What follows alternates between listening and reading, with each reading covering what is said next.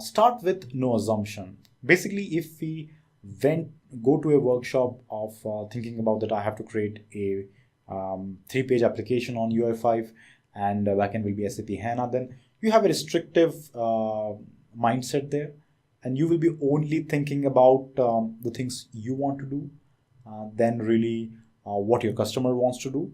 And most of the time, if you have seen a graph somewhere in some place, and then you want to build on that graph only, it is like you already know what the solution will look like, and you go to the workshop and then you're just pitching the solution or diverting all the discussion to the solution of what you have in mind.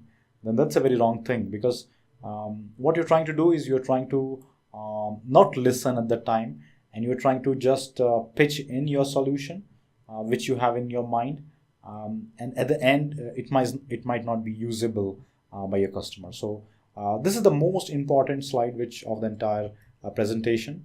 The part is you don't have to really have a final image of the application which you're trying to build. It should be first try to understand what you're trying to build or problem solving, and use the critical thinking ability.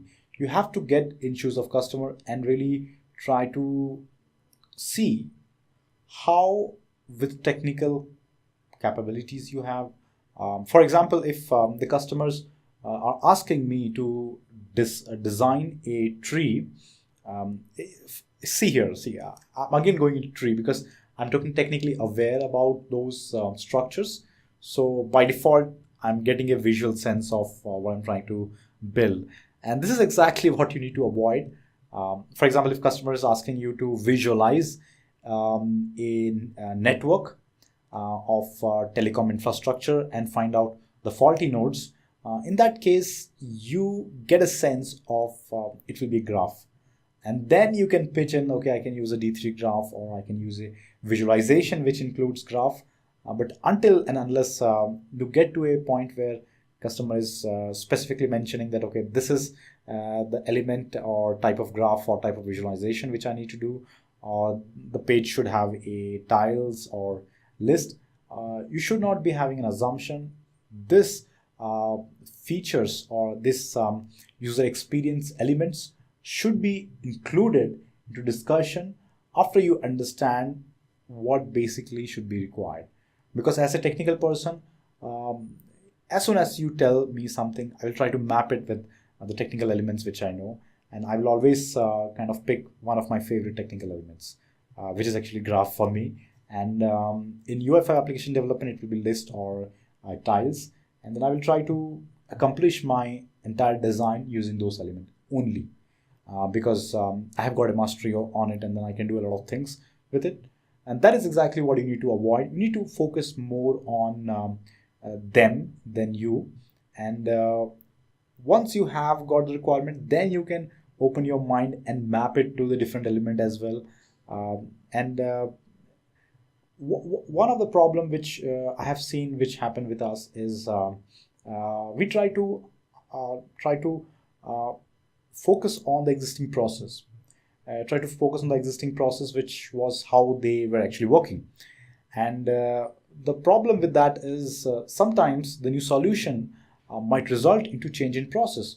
Now, if you want to utilize your solution, for example, let me give you a incident which happened while requirement gathering is when our customer was requiring some of the inspection to be done with the telecom infrastructure which is on the ground. They would send people there. They will be using the telecom exchange and calling and dialing one by one and finding out all the faulty connections. But this was the existing process.